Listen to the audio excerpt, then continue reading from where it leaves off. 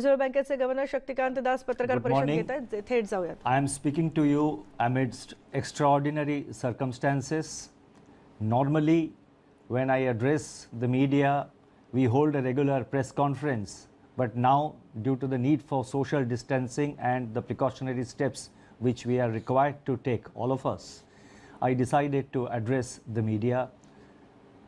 And since there is no press conference, I have tried to make my statement as explanatory as possible, as self-explanatory as possible, so that the room for questions, etc., are minimized considerably. So therefore, the statement is a bit long. I request your patience, and I would also request you to please be patient till the end, because towards the concluding paragraphs, I have tried to give some forward guidance. In view of the COVID-19 pandemic, the Monetary Policy Committee decided to advance its meeting, which was originally scheduled on 31st March and 3rd April, and the announcement was due to be made on 3rd April. We decided to announce it to 24th, 26th and 27th.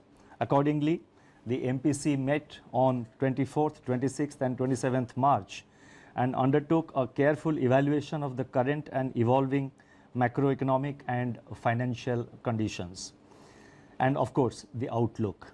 I wish to take this opportunity to express my sincere thanks to the MPC members for responding so quickly. I also wish to place on record my appreciation of all the staff and officers of RBI for their excellent cooperation in facilitating this.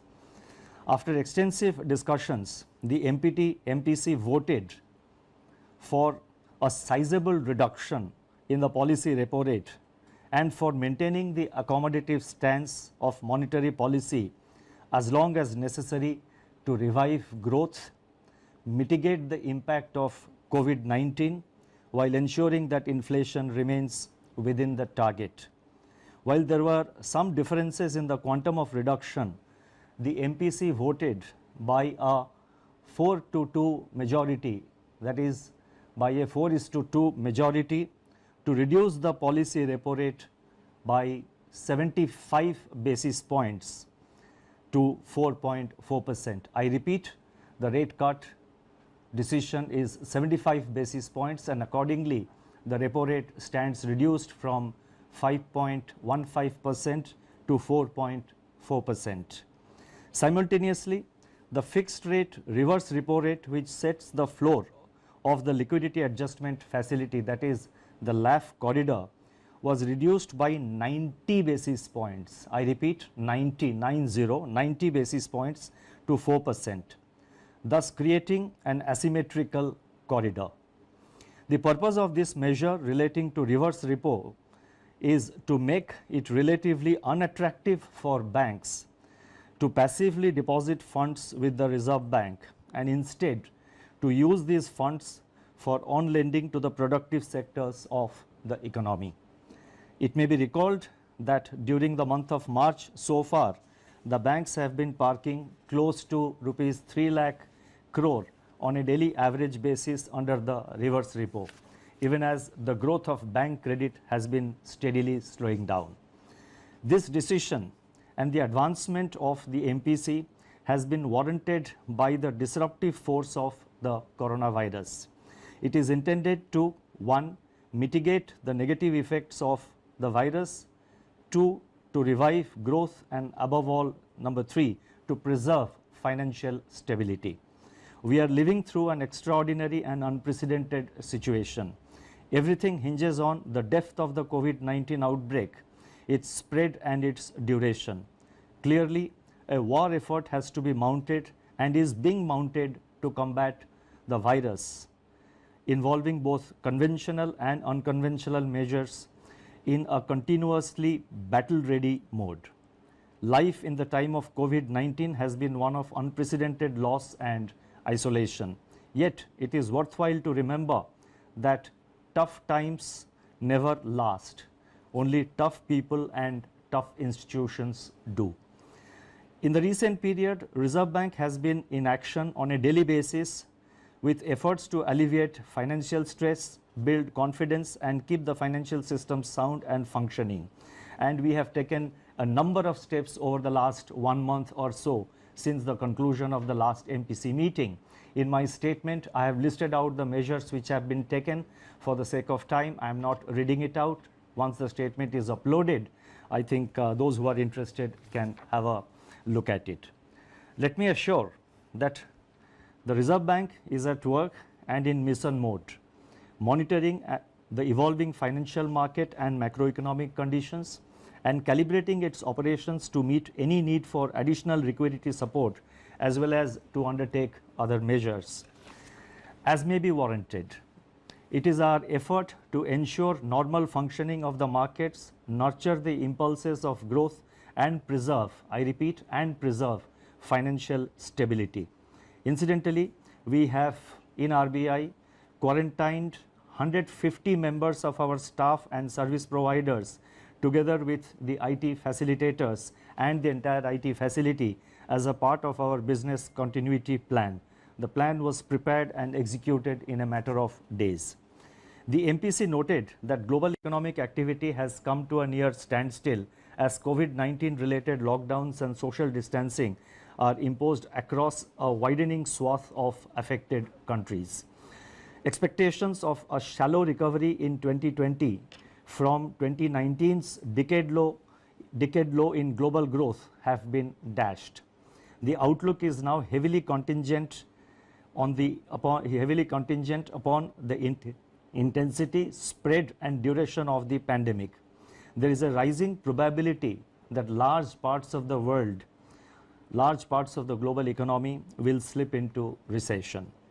Turning to growth in India, the implied GDP growth of 4.7% in Q4 of 1920 in the second advance estimates of the National Statistics Office, which was released in February 2020, within the annual estimate of 5% for the year as a whole, is now at risk.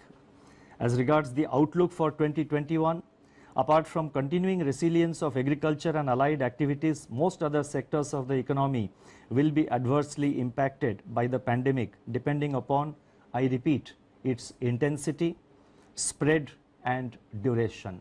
We have to recognize that the government has taken timely and appropriate measures to contain these three factors, that is to contain intensity, spread and duration. And let us all cooperate with the measures announced by the government to deal with the problem, to prevent the spread of coronavirus, to contain it and win this war. If COVID-19 is prolonged and supply chain disruptions get accentuated, now these are risk factors which I am listing out. It all depends how we respond to the situation. I am just listing out the risk factors. Only time will tell how effectively we have acted as a nation and how effectively we have been able to contain the spread of coronavirus and how effectively we have been able to restrict its adverse impact on our growth. So if COVID-19 is prolonged and the supply chain disruptions get accentuated, the global slowdown could deepen with adverse implications for India. The slump in international crude prices could, however, provide some relief in the form of terms of trade gains. Downside risks to growth arise from the spread of COVID-19 and prolonged lockdowns. Upside growth impulses are expected to emanate from monetary, fiscal and other policy measures and the early containment of COVID-19. As regards inflation, the prints of January and February 2020 indicate that actual outcomes for the quarter are running 30 basis points above our earlier projections, reflecting the onion price shock. Looking ahead, food prices may soften even further under the beneficial effects of the record food grain and horticulture production, at least till the onset of the usual summer uptick.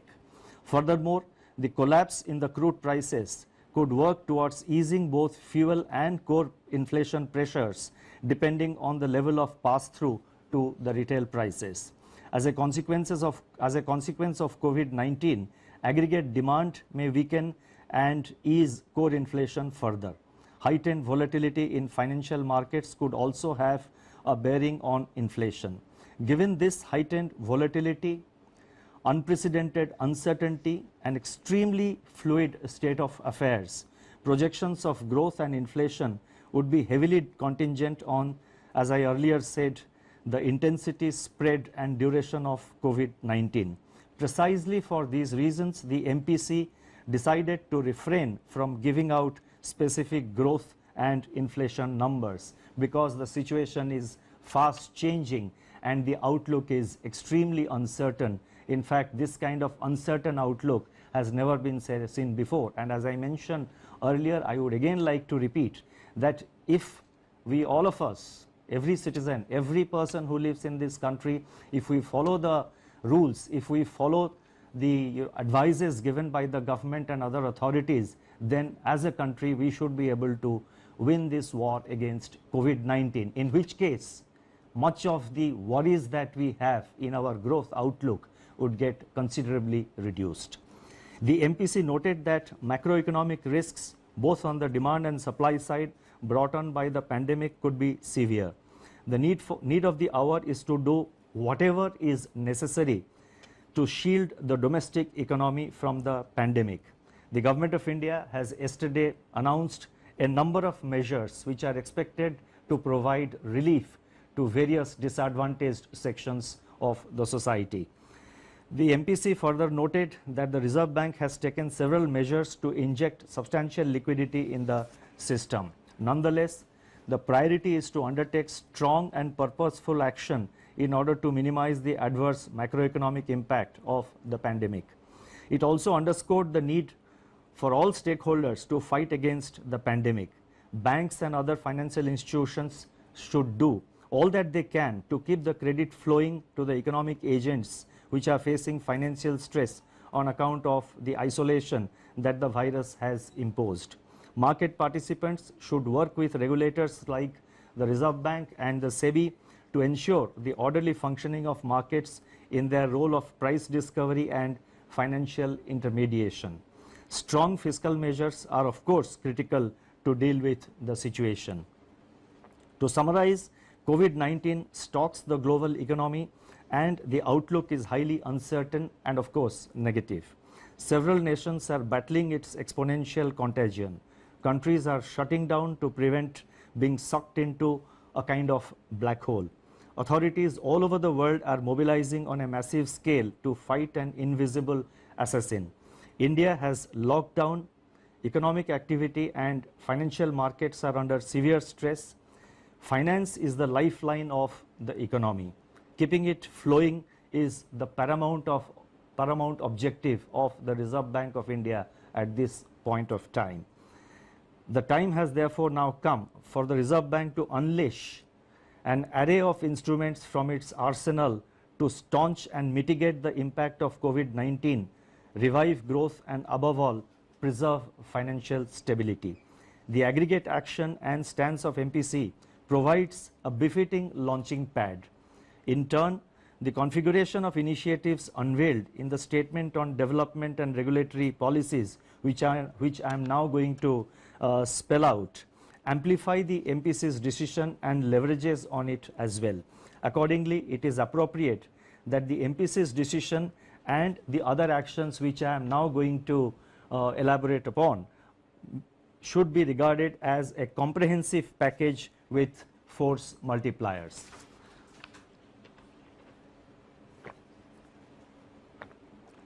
The developmental and regulatory policies can broadly be delineated under 4 categories. First, measures to expand liquidity in the system sizably to ensure that financial markets and institutions are able to function normally in the face of COVID-related dislocations. 2, steps to reinforce monetary transmission so that bank credit flows on easier terms are sustained to all those who have been affected by the pandemic.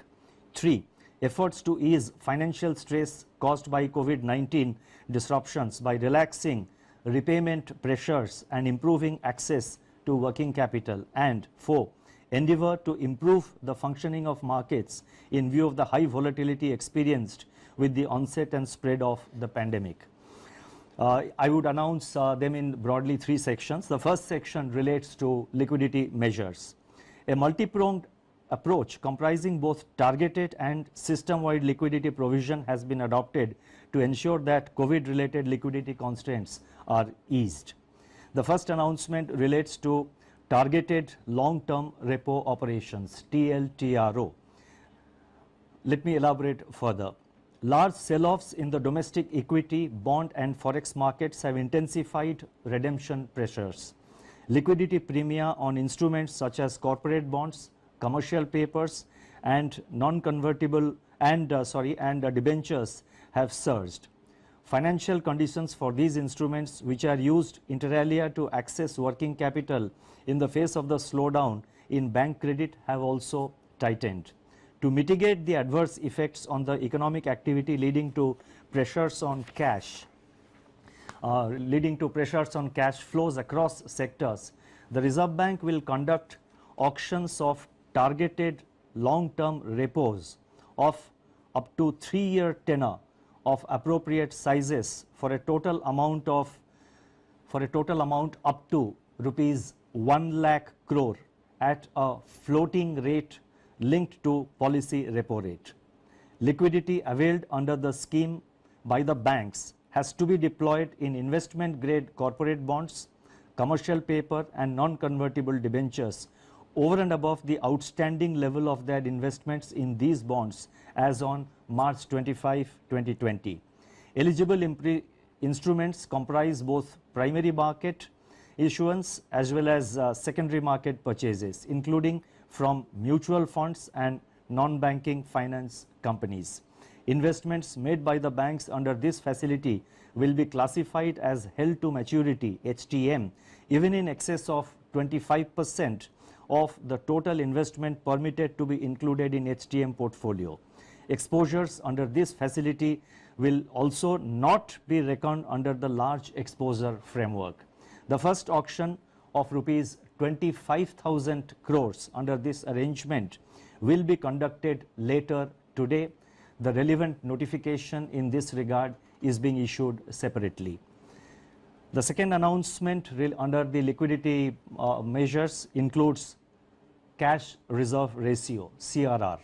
It is observed that despite ample liquidity in the system, its distribution is highly asymmetrical across the financial system and starkly so within the banking system. To help banks tide over the disruption caused by COVID-19, it has been decided to reduce the cash reserve ratio, CRR, of all banks by 100 basis points to 3% of net demand and time liabilities, that is NDTL, with effect from the reporting fortnight beginning March 28th for a period of 1 year. This reduction in CRR would release primary liquidity of about rupees 1,37,000 crores uniformly across the banking system in proportion to liabilities of the constituents rather than in relation to their holding of excess SLR. Furthermore, taking cognizance of hardships faced by the banks in terms of social distancing of staff and consequent strains on reporting requirements, it has been decided to reduce the requirement of minimum daily CRR balance maintenance from 90% to 80% effective from the first day of the reporting fortnight beginning March 28, 2020. This is a one-time dispensation available up to June 26, 2020. The next announcement relates to marginal standing facility. In view of the exceptionally high volatility in domestic financial markets, which brings in phases of liquidity stress, and also to provide comfort to the banking system, it has been decided to increase the accommodation under the marginal standing facility, MSF, from 2% of the statutory liquidity ratio, SLR, to 3% with immediate effect. This measure will be applicable up to June 30th, 2020. This measure should provide comfort to the banking system by allowing it to avail an additional rupees 1.37 lakh crore, that is 1,37,000 crore of liquidity under the LAF window in times of stress at the reduced MSF rate announced in the MPC's resolution. These three liquidity measures relating to TLTRO, CRR and MSF will inject a total liquidity of 3,74,000 crore to the system, 3.74 lakh crore to the system. We have also decided to widen the monetary policy rate corridor. Let me elaborate. In view of persistent excess liquidity, it has been decided to widen the existing policy rate corridor from 50 basis points to 65 basis points. Under the new corridor, the reverse repo rate under the liquidity adjustment facility would be 40 basis points lower than the policy repo rate as against the existing 25 basis points. The marginal standing facility rate would of course continue to be 25 basis points above the policy rate. The second set of measures relate to regulation and supervision, that is basically certain regulatory measures. Alongside liquidity measures, it's very important that steps are taken to mitigate the burden of debt servicing brought about by disruptions on account of the COVID-19 pandemic. Such steps in turn will go a long way to prevent the transmission of financial stress to the real economy and ensure the continuity of viable businesses and provide relief to borrowers in these extraordinary times. Under these measures relating to regulation, the first measure is with regard to moratorium on term loans. All commercial banks, including regional rural banks, small finance banks and local area banks, cooperative banks, all India financial institutions and NBFCs, including housing finance companies and microfinance institutions, that is all lending institutions basically in the system, are being permitted to allow a 3-month moratorium. I repeat, all the lending institutions are being permitted to allow a moratorium of 3 months on payment of installments in respect of all term loans outstanding as on 1st March 2020. The second measure under this relates to deferment of interest on working capital facilities. In respect of working capital facilities sanctioned in the form of cash credit, overdraft, lending institutions are being permitted to allow a deferment of 3 months on payment of interest in respect of all such facilities outstanding as on 1st March 2020. The accumulated interest for the period will be paid after the expiry of the deferment period. The moratorium on term loans and the deferring of interest payments on working capital will not result in asset classification downgrade. The next announcement relates to easing of working capital financing. In respect of working capital facilities sanctioned in the form of cash credit, overdraft, lending institutions are allowed to recalculate drawing power by reducing margins and or by reassessing the working capital cycle for the borrowers. Such changes, I repeat, such changes will not result in asset classification downgrade.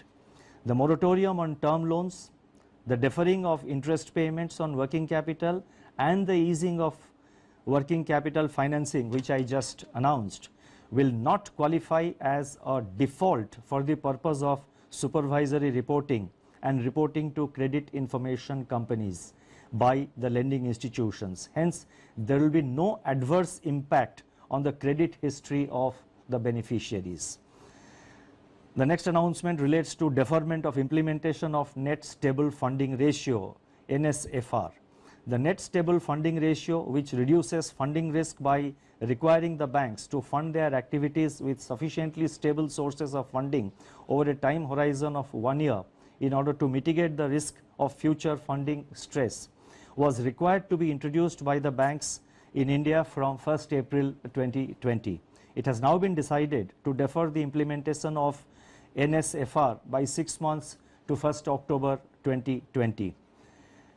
Deferment of last tranche of capital conservation buffer, that is the next announcement. The capital conservation buffer CCB is designed to ensure that banks build up capital buffers during normal times, that is outside periods of stress, which can be drawn down as losses are incurred during a stress period. Considering the potential stress on account of COVID-19, it has been decided to further defer the implementation of the last tranche of 0.625% of CCB from March 31st, 2020 to September 30th, 2020. With regard to financial markets, that is the third part of the announcement, we are announcing one measure, and this measure basically assumes importance in the context of the increased volatility of the Indian rupee caused by the impact of COVID-19 on currency markets. And this relates to permitting banks to deal in offshore non-deliverable rupee derivative markets, that is basically offshore rupee NDF markets. The offshore Indian rupee derivative market, that is the non-deliverable forward market, that is NDF market, has been growing rapidly in recent times. At present, Indian banks are not permitted to participate in this market, although the benefits of their participation in NDF market have been widely recognized. The time is opposite to improve efficiency of price discovery. Accordingly, banks in India which operate International Financial Service Center IFSC banking units, that is IBUs, are being allowed to participate in NDF market with effect from June 1st, 2020. Since last MPC meeting of, and let me now come to the concluding part, and this is very important because there are, I have attempted to give some forward guidance, so I request your patience. Since the last MPC meeting of February 2020, the Reserve Bank has injected liquidity of 2,80,000 crores, 2.8 lakh crore through various instruments, which is equivalent to 1.4% of our GDP. Together with the liquidity measures announced today, RBI's liquidity injection works out to about 3.2% of the GDP. The RBI, I repeat, the RBI will continue to remain vigilant and take whatever steps are necessary to mitigate the economic impact of COVID-19 and preserve financial stability in the country. As I had stated earlier, all instruments, I repeat, all instruments, conventional and unconventional, are on the table. Before I conclude, let me reiterate that the Indian banking system is safe and sound. In recent past, COVID-19 related volatility in stock market has impacted share prices of banks as well, resulting in some panic withdrawal of deposits from a few private sector banks. It would be fallacious to link share prices to safety of deposits. As I have mentioned in my earlier interaction with the media, depositors of commercial banks, including private sector banks, need not worry on the safety of their funds. I would therefore urge members of public as well as various public authorities who have deposits in private sector banks not to resort to any panic withdrawal of their funds. Their funds are safe. In conclusion, let me say that in spite of the very challenging environment, I remain optimistic. It is worthwhile bearing in mind that the macroeconomic fundamentals of the Indian economy are sound and in fact stronger than what they were in the aftermath of the global financial crisis of 2008-9. The fiscal deficit and the current account deficit are now much lower. Inflation conditions are relatively benign, and financial volatility measured by change in stock prices from recent peaks and average daily change in exchange rate of the rupee is distinctly lower. COVID-19 is upon us, but this too shall pass. We need to remain careful, take all precautionary measures. I leave you with this comforting thought: stay clean, stay safe, and go digital. Thank you very much.